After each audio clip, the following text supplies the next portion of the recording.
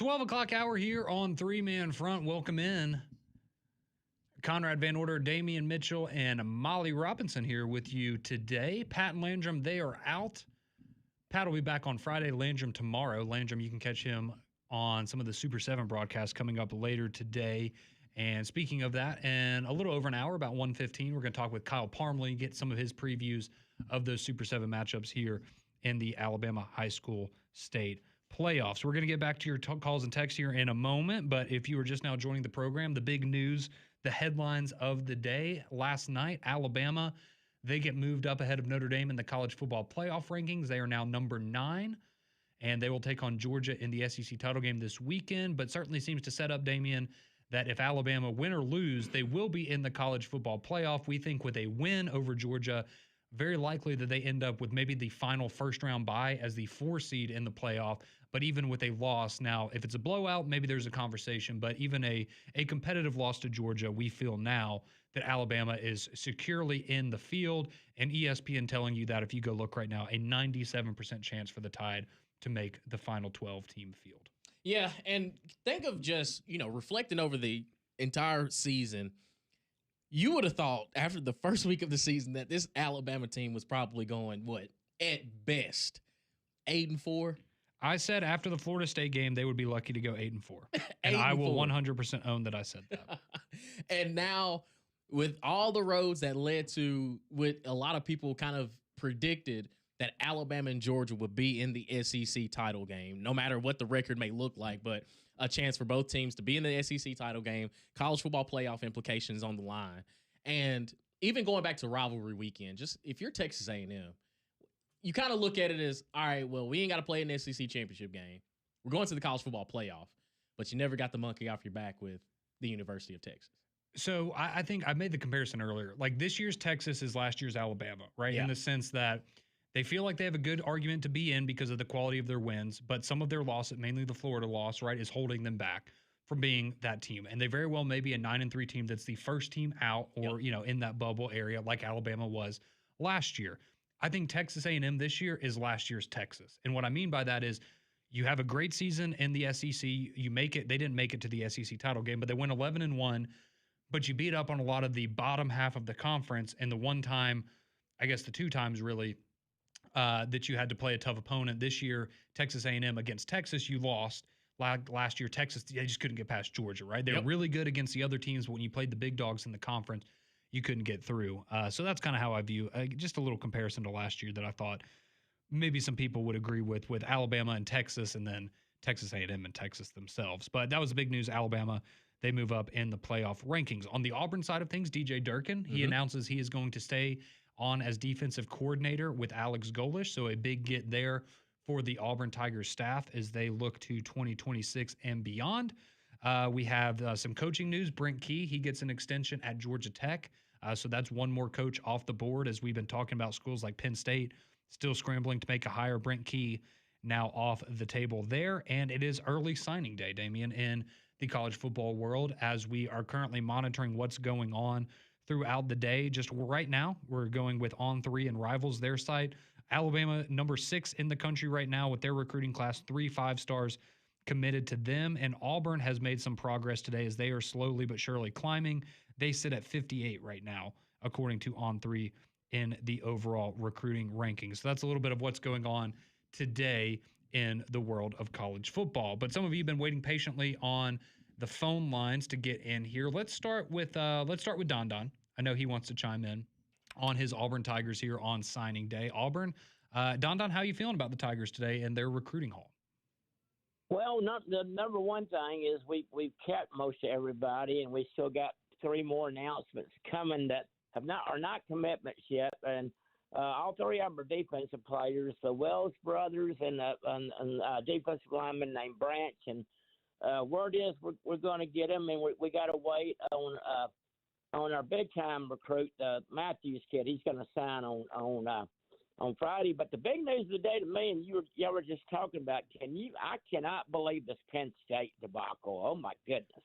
Yeah, if you missed it, they are currently 138th in recruiting, which there are 136 FBS teams. So I'll let you do the math on that one. But yeah, it's not looking good for them, Don Don, as they don't have a coach and They have 3 commitments as it stands right now. Well, I think it's down to 2 now. Or 2. You're right. Sorry. It was down to 2. And everything, but in another development too for your Ole Miss Rebels, Damian, y'all lost the kid from Clay Chalkville. He decommitted Ole Miss and went with Kip and LSU. How you feel about that, Damian? I have no feelings. Don, we all know Damian loves recruiting. Hey, that's why I said it to him, and everything is I know how he hates it. Okay, everything. But you know what, guys? Though it's more of for Auburn this year. It's more about what happens in the transfer portal, about who leaves and who do we get, and the big dilemma of the day. And I got mixed emotions about the Brown kid coming because he's for 1 year, okay, and I don't know if you'd rather have him for 1 year. And don't y'all think that would run Deuce Knight up and we would lose a quarterback for 3 years? No. Oh no. I think he's better than Byron Brown right now. Yeah, but I think if you bring him in with the assumption he's going to be the starter, which if you're Byron Brown, I don't know why you would go to Auburn if you weren't going to be the starter. Yeah. I do think in that scenario, yeah, it might make Deuce Knight leave because you're not going to – I mean, he's going to be able to go look at what I did in the Mercer game, and somebody will pay him top dollar to go and play and start for them next year. Well, in the press conference the other day, the guest y'all have on a lot, who's one of my favorite Auburn guys, Mike G., he asked that question to Golich about are you a guy that's going to have a quarterback going straight into the year, or are you about competition? And he answered the question that he would definitely have a competition. So may the best if Brown comes, may the best quarterback win. Yeah, that's the way you should do it. But this guy is a no nonsense coach and everything. And I haven't heard an Auburn person yet say they're dissatisfied with the hire. Mm-hmm. Yeah, certainly a good couple of days here, especially keeping DJ Durkin on staff. That was a big one there for Auburn last night. So appreciate you calling in, Don. Appreciate you chiming in. Hey, yeah, what you got? Hey, Conrad, one last thing. Yeah. I'm going to send Damian and Molly that text of the picture that Creed made, the AAP picture they created, because Damian will fall out of his chair when he sees this picture. You've already seen it. You know the picture I'm talking about? Oh, yeah. No, that was a great one yesterday of Don and his Auburn or his Alabama regalia. I'm a good sport. I'm a good sport about it, but I'm getting hammered on Facebook about it. And of all people, Damian has to see this. So I'm gonna text the picture into your text line, Damian. Don't do it. You can send it. Okay. You can send it in, Don. We'll make sure that he sees it. But appreciate you calling in. I'll tell you what, Conrad.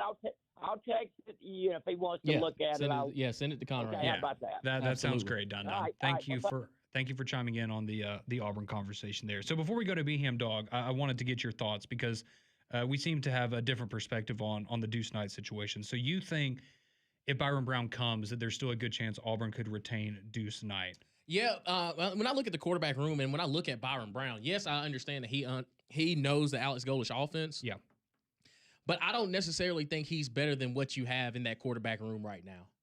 So you think you bring him in and you just make it an open competition? Yeah. And I think Jackson Arnold will leave. I don't think Deuce Knight will leave. I do not think Jackson Arnold is going to be there at all. Yeah. So do you think that they could keep – so, again, just in this scenario, Byron Brown comes over. Mm-hmm. You got Deuce Knight. You got Ashton Daniels. Do you think all 3 of them would stay? No, I think the one that would leave is Ashton Daniels because he knows that he could start somewhere else. And he's only got 1 year, so it's right. Okay. No, I think Deuce Knight, and again, it was a small sample size against Mercer, but when I look at just his ability, he reminds me of Hendon Hooker. He really does. Yeah. And I think if I'm Alex Golesh, I look at it from this perspective. Yes, I do know what I have in Byron Brown. I know what I got. But the untapped potential that is there with Deuce Knight in the system that I run, he's going to get the most benefit. I think he brings a little bit more in the passing game, whereas Byron Brown can kind of be hit or miss. And again, the sample size is small for Deuce, but he looks like he's got it. Like he just has that it factor. My only question for Auburn fans would be if you could do that, let's say you keep Byron Brown or Byron Brown comes over and you keep Deuce Knight.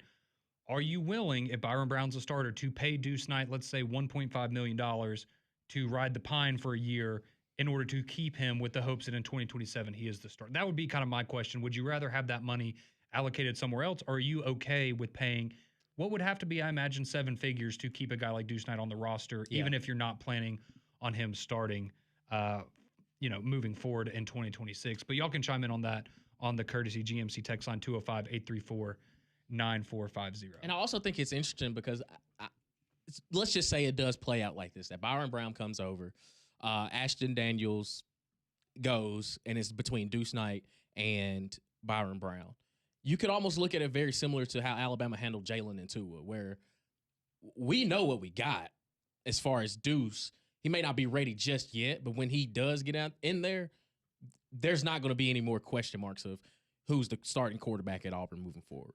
So your prediction for next year is that Auburn switches from Byron Brown to Deuce Knight in the national championship game at halftime to beat Clemson, or to beat Georgia, for a national championship.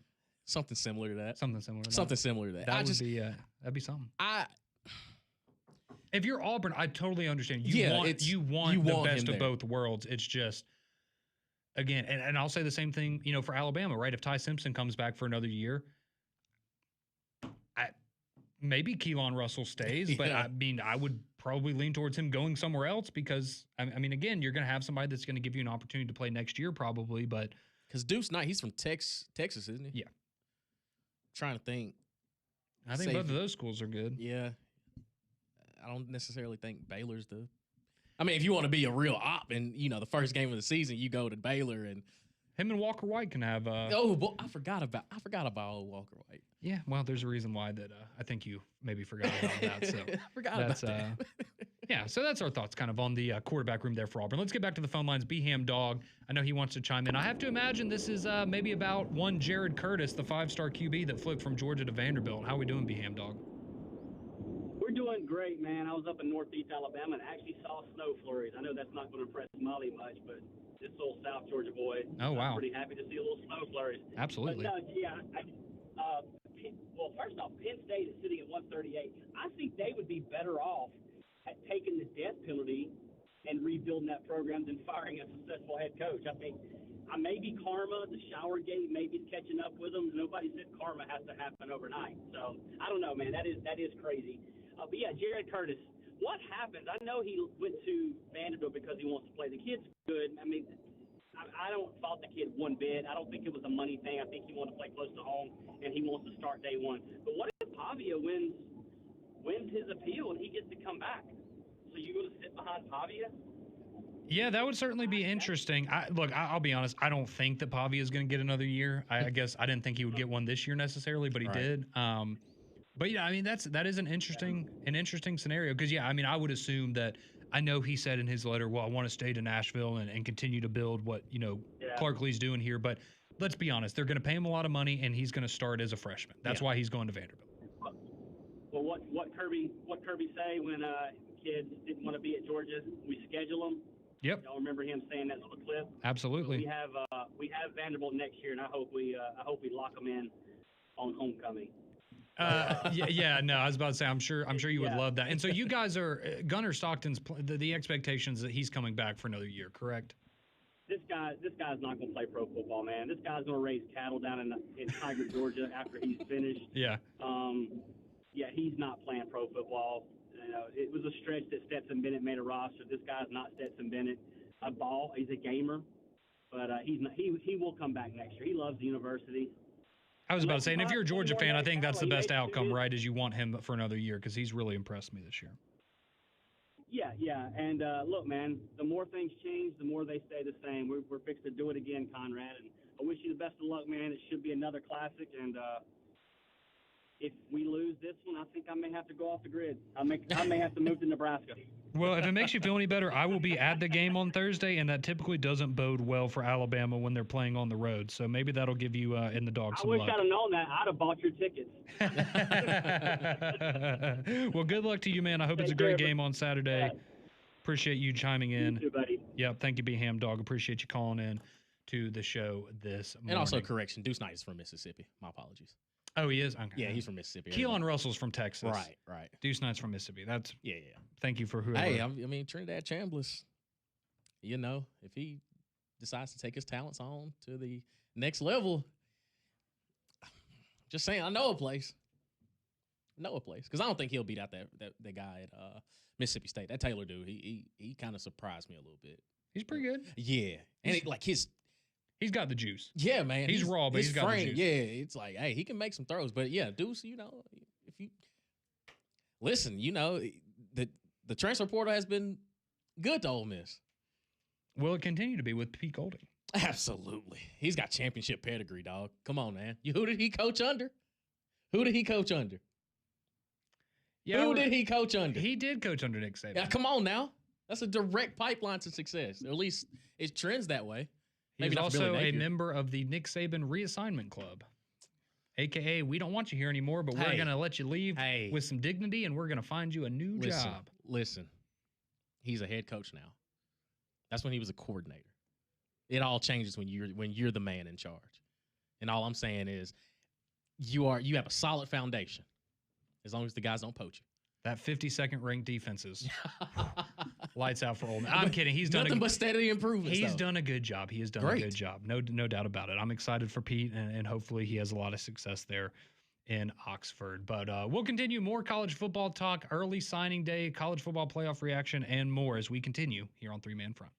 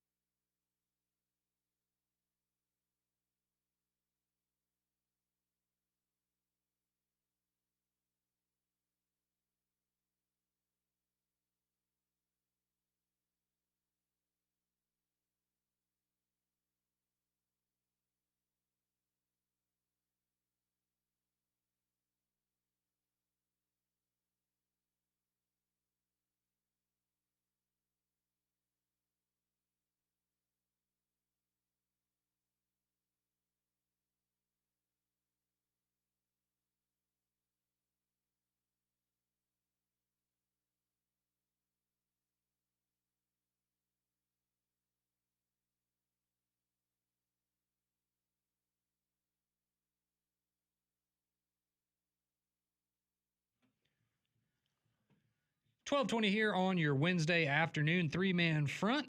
Appreciate you joining us as we navigate through the early signing day and discuss other happenings in the college football world. And we will continue to get your reaction on the text line as well as the phone line here coming up. Well, a place you should check out this weekend is Big Whiskey's because they have great food of all varieties with the full menu ranging from apps, salads, burgers to steaks. They also have plenty of screens so you can catch all the football and college basketball action going on all weekend long. Plus, with school back in and the holidays going on, you're probably really busy this time of year, so let Big Whiskey's do the work. They offer online ordering and curbside pickup for those busy evenings. So go check them out in the Stadium Trace Village off 459 at Highway 150 near the Hoover Med. So we haven't spent a ton of time this week because there's been so much going on with the coaching changes. Obviously, a whole new era of Auburn football upon us. Alabama, a lot of that focus really on the college football playoff. Would they get in? Would they not get in?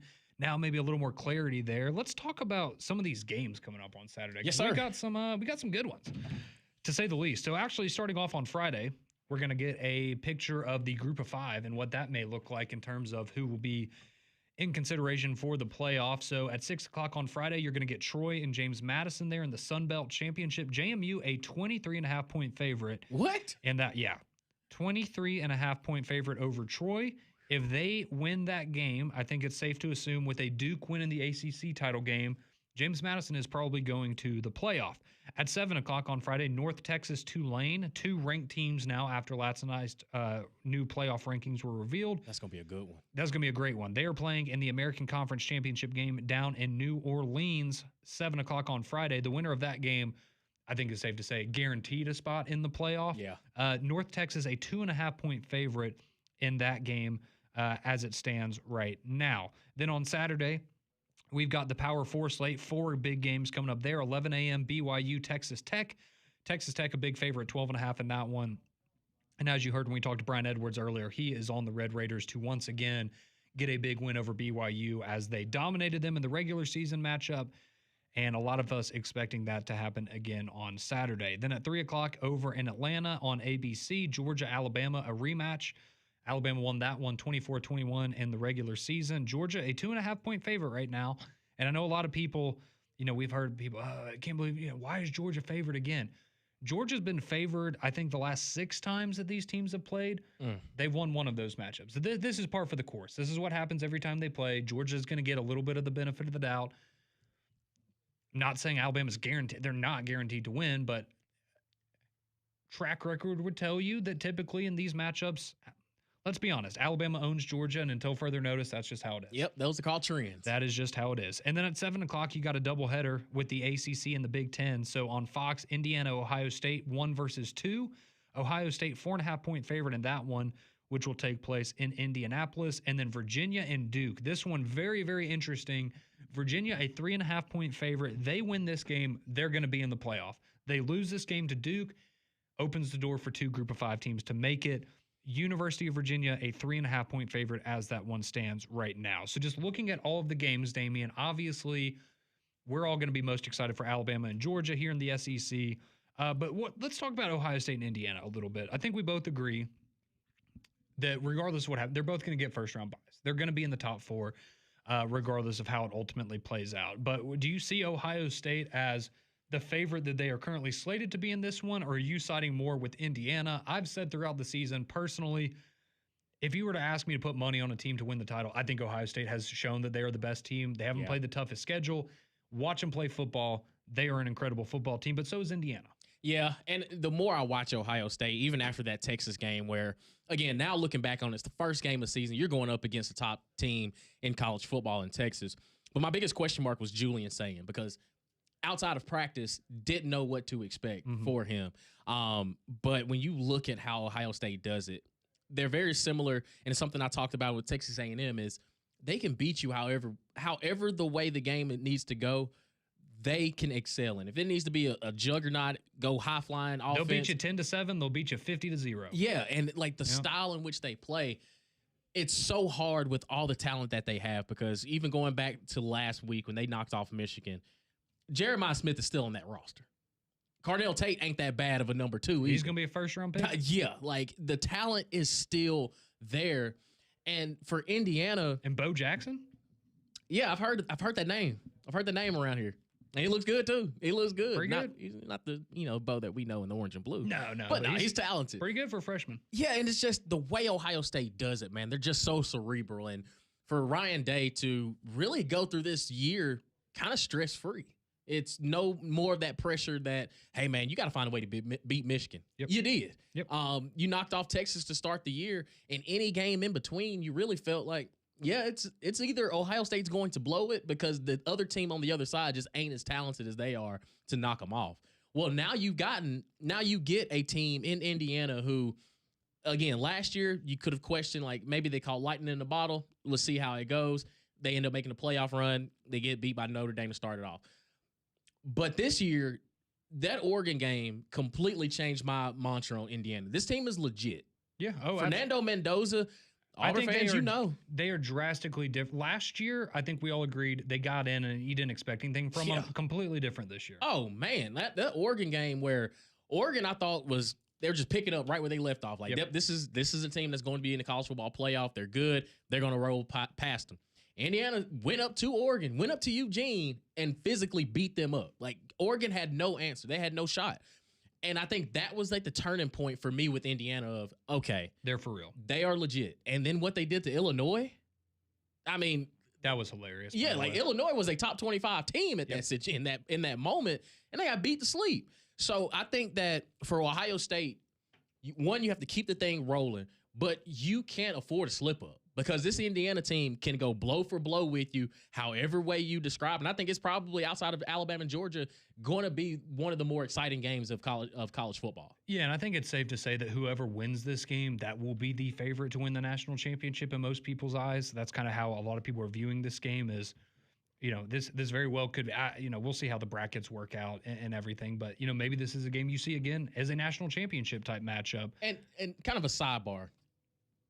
Do you think? And feel free to disagree, but do you think the quarterback that wins this game is the Heisman Trophy winner? And I kind of want to have a conversation about the Heisman Trophy this season too, because I think right now, my personal opinion, if I had to vote, I would vote for Pavia. Okay. But do I think that whoever wins this game will probably win especially like, all right, let's say Ohio State wins this game. Julian Sand throws for 3 touchdowns and 350. He's going to win the Heisman. Yeah. Because this is going to be whoever wins this game, they'll have the best win in college football this year. Mm-hmm. And if their quarterback lights it up, they will have the best performance on the biggest stage against the best team. I think that will get them over the hump, especially because, Pavia is done, right? Like his resume is what it is. He will be in New York. I would be shocked if he's not in New York. He is the betting favorite right now slightly. But yeah, I think I wouldn't be shocked if the winner of this game, that quarterback wins the Heisman. Is that where you kind of see things? But the thing is, this Heisman Trophy season to me, like, it's crazy because the Heisman Trophy is awarded to the best player in college football. I like Diego Pavia. I don't think he's the best player in college football right now. Well, it's the MVP discussion you always have in pro sports of, is it the best player or the player that's most valuable? Because there's no doubt in anybody's mind, I think that Diego Pavia is the most valuable player to their team in college football. But no, would I say that he's hands down the most talented player in college football? No. And to be honest, you know who I think is the best player in college football right now? Jeremiah Love. Jeremiah Love. Okay, yeah. And he's a running back. If Genty didn't win it last year, it's hard to make that argument. Correct. But when you watch Notre Dame and the way they have gone about it, he's incredible. Number 4 is the reason. Like, he is the sole reason. And I think that this season has kind of shown, and we saw a little bit of it last year between, Ashton Genty, Travis Hunter. Travis Hunter was doing things that, no other college football player was doing. He was effective on both sides of the football. But this season in particular, I understand Diego Pavia is that dude, but I don't think he's the best player in college football. And arguably, I don't really feel that way about Fernando Mendoza. I think his impact is a lot bigger than a lot of people really want to give credit to when you watch Indiana. And Julian Sand, I think, is the next Ohio State quarterback in a long lineage of it is just going to work when you play quarterback at Ohio State. Like, it's so hard because I feel like the Heisman Trophy this year is kind of just going to be looked at, and as we continue on, it's just going to be what happened in 2025. Like, they're going to look back at that season and just, okay, Vanderbilt's quarterback won. Yeah, how? And you're going to look at the season of, well, if you take him off that football field, it's very similar to, it's crazy I'm about to say it. It's very similar to Cam Newton. You take him off that football field, Vanderbilt's not a 10-win team. Yeah, It's you're not saying that close. he's Cam Newton, but in Right. terms of the kind of impact that he's having on Vanderbilt, yeah. Yeah, like, there's no denying it, but I don't think that he's the best player in college football. And it's just this year's just been tough. It's been tough, even when you look at team success and when you look at overall numbers. There's nobody that's just eye popping of he's doing the best right now, and his numbers are reflecting that. Well, and yeah, I think that's a good case. There's a lot of really great players in college football, but there's nobody that's having a Cam Newton year, a Joe Burrow year, a Lamar Jackson, a Johnny Football. You know, those years where you just who it's going to be. And it's going to be an interesting debate. I think Jeremiah Love, you bring him up. I think he's absolutely deserving of being in New York. Yeah. I think likely you will have Mendoza, Sayin, Pavia, and Love. Those will be the 4 finalists that you'll see in New York for the Heisman ceremony. But you bring up a good point. Very well could be that the winner of Ohio State and Indiana, if that quarterback has a very good game, could ultimately win it. Now, if you have a game where, let's say, Indiana wins it, and because there's been games this year where Mendoza's been great, but, you've had games this year where maybe – you look at it and it's okay. He threw for 200 yards, 2 touchdowns and a pick, but they won the game. Maybe in that case, if you're Pavia, that helps you out a little bit, even though Indiana won the game and Mendoza was the winning quarterback. But so because everybody has one. What is that Heisman moment that you can go to for Diego Pavia? Would it be Tennessee this past weekend? Yeah, I think it would be just absolutely slaughtering Tennessee because we know Mendoza is going to be the throw against Penn State, the touchdown at the very end. For Julian saying, I mean, I guess maybe something from the Michigan game, but there's not really been, in terms of Heisman moment, Mendoza has the one play that everyone can look to and go, okay, that was the moment that you maybe sealed the deal if he does ultimately win it. So it's going to be fascinating to see how that plays out. Thanks a lot, John over the next couple of weeks. Yeah, that one. Yeah, thanks a lot. At least we didn't pick him. We bought into the hype. We tried to tell everyone how good he was going to be. He hasn't been that good. No. But we didn't pick him to win the Heisman. Not everybody. Oh, you did? Yeah. Oh, sorry. I forgot about that. It's all good. Trust me, I tried to forget I myself. was thinking of some other. Never mind. He's no Marcus Mariota. No, he's not. No, not even close. No, he's not. Maybe he will be one day in the NFL. But that's there's some of our thoughts on the Heisman race as well as the Big Ten championship. But let's keep this thing going. We got some more games coming up. Some of our quick thoughts on what's going to go down in the ACC, the Big 12, some of these other conference championship games. We'll talk some Alabama, Georgia as well. Hope you'll join us. That's all coming up next here on Jocks.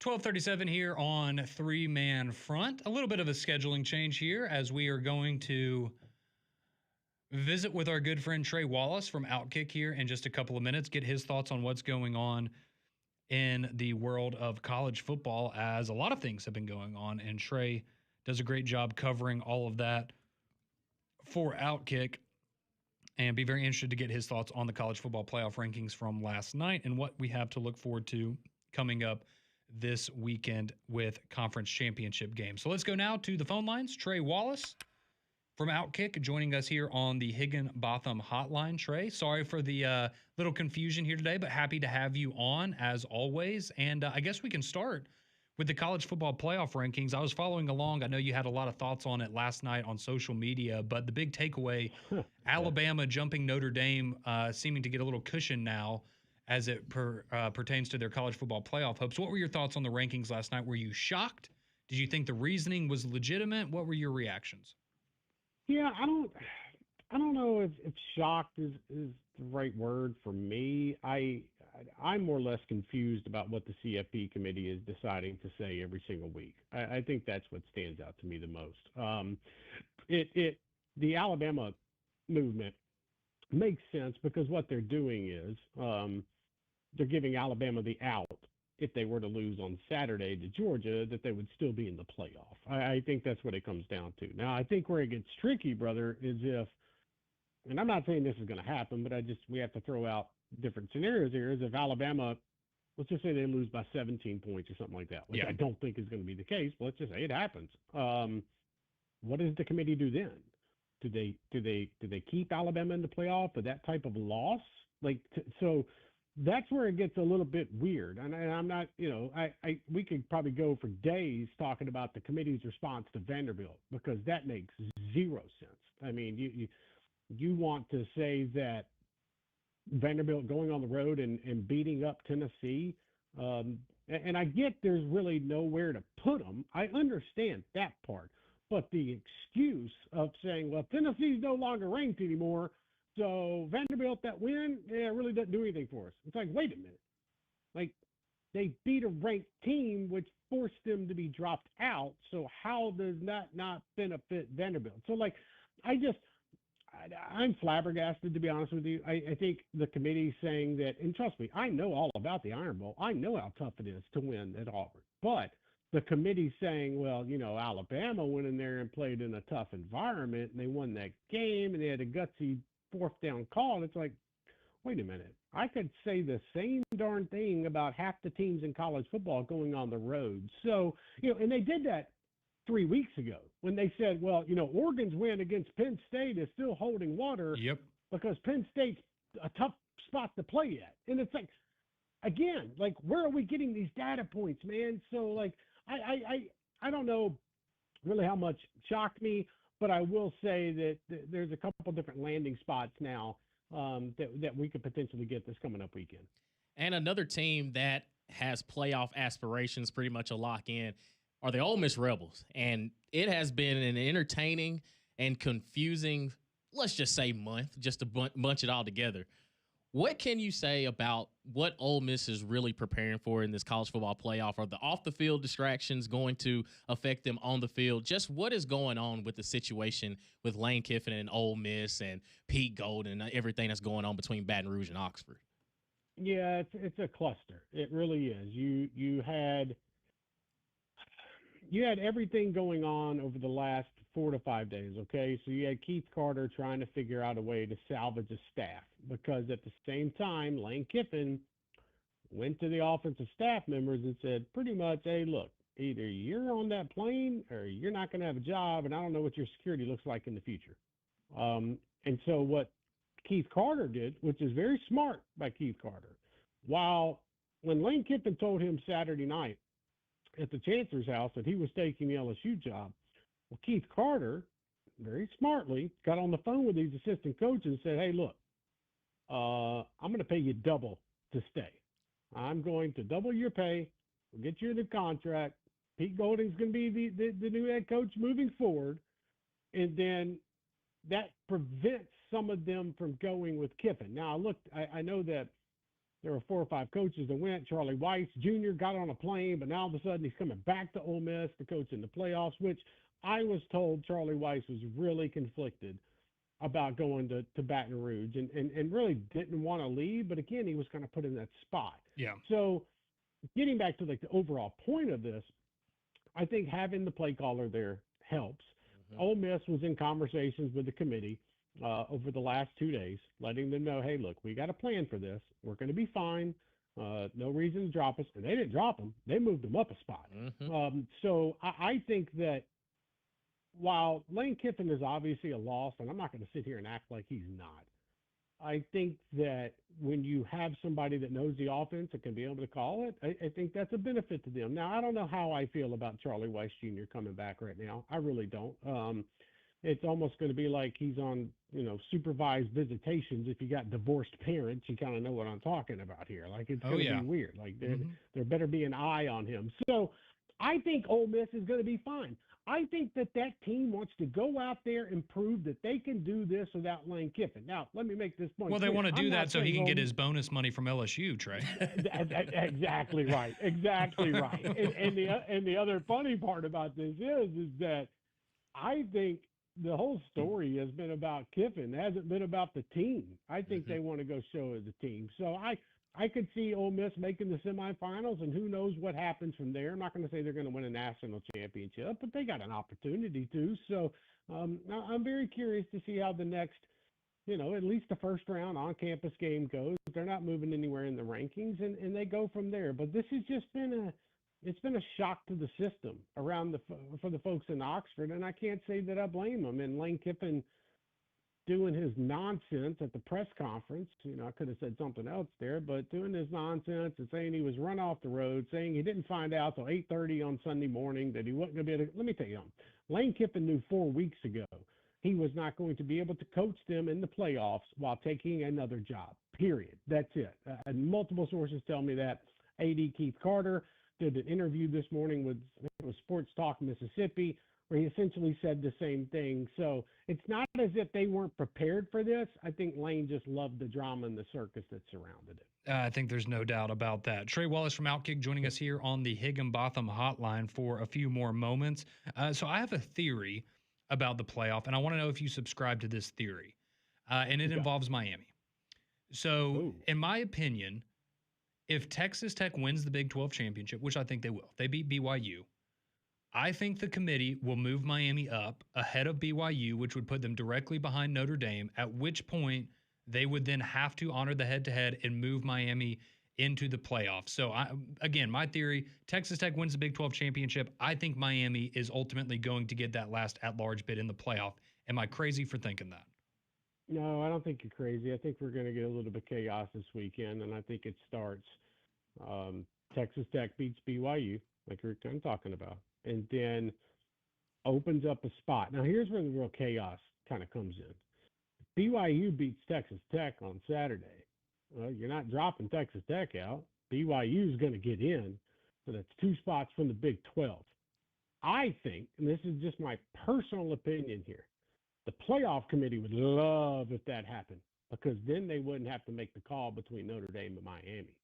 Like that's where things get interesting. And I'm not even talking about the ACC, where you could have Duke end up winning it, but they don't even make the CFP because James Madison and Tulane make it. I think you're right when it comes to how you think things are going to be ranked out. I think the argument has been all along. Like, you remember the CFP committee said, they got to be in the same pool for us to talk about Miami and Notre Dame. Okay, well, they're in the same pool now. So you got to talk about them. And who's going to get the head-to-head. So I do think you're right on that. I think there is that little bit of a chance, though. If BYU can rally, and that team seems pretty motivated after Kalani Sitake stayed out there with the Cougars, that's where we could see some stuff happen that really throws things for a loop. And Trey, before we get you out of here, I want to get your thoughts on the Auburn Tigers and the hiring of Alex Golesh as their new head coach. Do you think this is, I don't want to be too cliche, but do you think this is a home run hire for Auburn? I know Alex. Alex is a good coach. Alex has a good crew around him at USF that will be coming with him to Auburn. I think it was very smart to have DJ Durkin staying on. Um, I think it was a I think it was a good hire. I think that Auburn I think Auburn hit a double, and you can always try to sell that. I've said that on here before. Some schools are going to try to hit doubles and sell it as home runs. I think Auburn hit a nice double, Stand up and I double. think he can come. Yeah, a stand up double, not having to slide in. A No, ground no, rule no double? play at the base.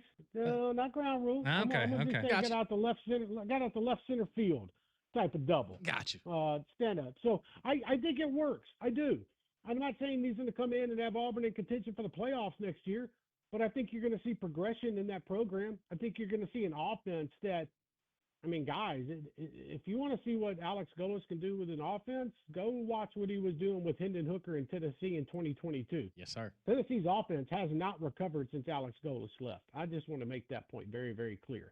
So it's going to be fascinating to me. And I think they're going to be fine on defense, but I think you're about to see it rack up on offense a little bit. And he's going to be the CEO of the program and kind of delegate things. And I think Auburn fans should be happy with where they're at right now with Golish, because when it came down to it, once it wasn't John Summerall, I think John Cohen did the smart thing and made Alex Golis the coach, and I think that they're going to have success in the future. I don't know what that success looks like when it comes to the postseason, but I think that they're going to be a problem in the regular season going forward, and we see where we go from there.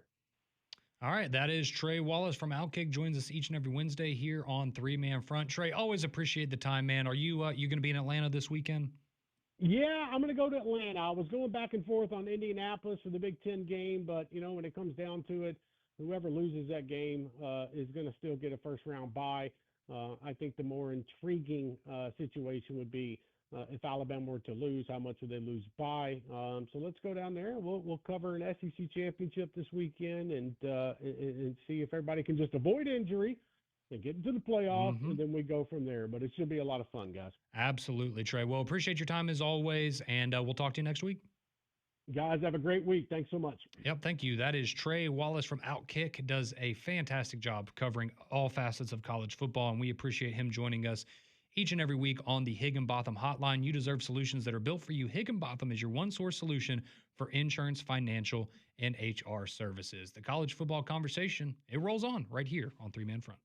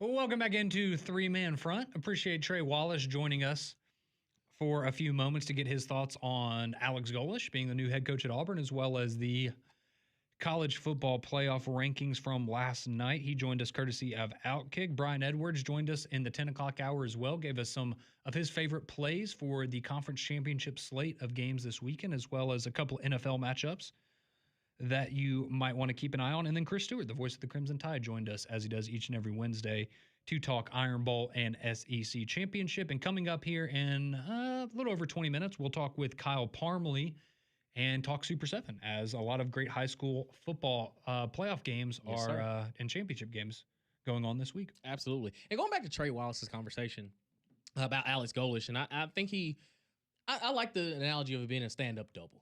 I like that. I'm more of like a slide-in triple for this one because I love Alex Golesh, and I love the fact that he brought up the Tennessee team from 2022. And like, I don't think people realize just, again, Jalen Hyatt won the Biletnikoff. He did. And he was what, a 5th, 6th round pick? I was about to say, I think we talked about on Morning Jocks yesterday. You described it perfectly. His numbers were so good that you had to give him the award, but nobody looked at that guy and said, oh, yeah, that's a dude that's going to go be a first-round pick in the NFL. Right. And when you look at that receiver room that Auburn has and could be potentially returning, all I'm saying is watch out. That's all I'm going to say, because if for as quote-unquote close as you were with Hugh Freeze, I'm telling you, the offensive prowess that Alex Golesh presents, if you can keep your quarterback upright, there's going to be some explosion out there. And again, we had